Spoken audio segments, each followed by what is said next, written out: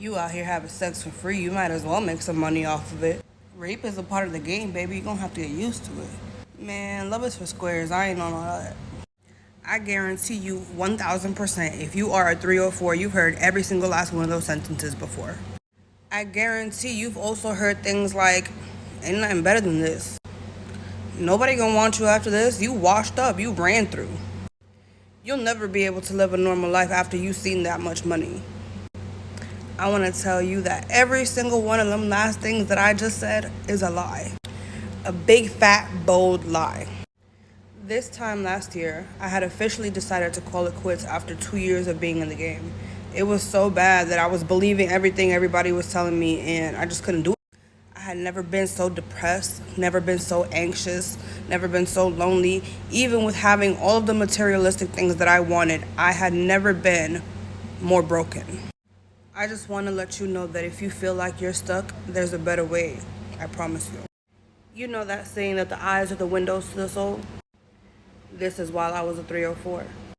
This is while I was a 304. I did everything I could to convince myself that I didn't want love, that I was happy with money. And it wasn't because I didn't have enough, because this was on a daily basis. I've walked the blade, I've used the internet, I've tried different pimps, I tried being a renegade, and no matter what I did, it just didn't work for me.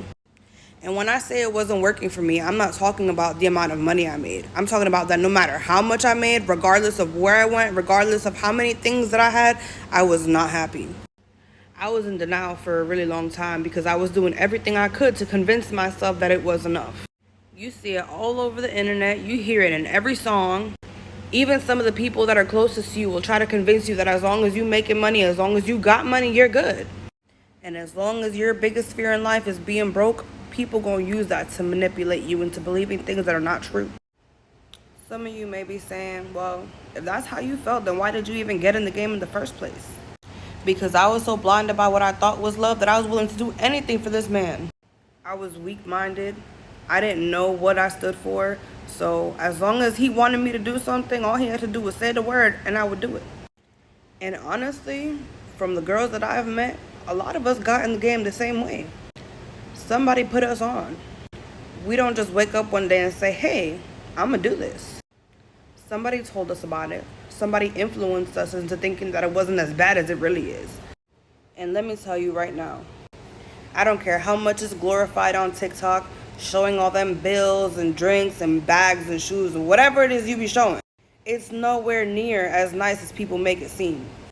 Nobody talks about the things that you gotta do to get the money, the lengths you have to go to just make it through the day. And no matter how that person treats you, if you got a pimp, he's still gonna make you see him. Have you ever been threatened that if you leave, you're gonna leave with nothing? I don't care how nice these pimps appear to be, they're really not nice. If you a whole grown man out here manipulating a woman and taking advantage of her vulnerabilities to help you, that's called being a predator. That ain't game, that's lame. The only P you pushing is pedophile, pervert, peon. And before you go to defending them, I really want you to marinate in the things that I just said. At the end of the day, they have you mentally incapacitated to the point where you believe anything they tell you. Just because they rhyme a few words, wear some cologne, and wear some nice jewelry. The devil don't come looking like the devil. He comes dressed up as everything you want him to be. Everything you think you need. It wasn't until I gave up the idea of what I thought I wanted and accepted what God wanted for me that I was finally able to see the truth about everything. I didn't love myself enough to care about what I was going through. I settled for it because I thought that's what I deserved. Because that's what I had been told and that's what I believed. Until I picked up the Word of God for the first time and He told me the truth about who I was, I would have settled for anything. I used to think being a Christian was corny. I used to think people who talked about God and Jesus so much, I used to think they was lying.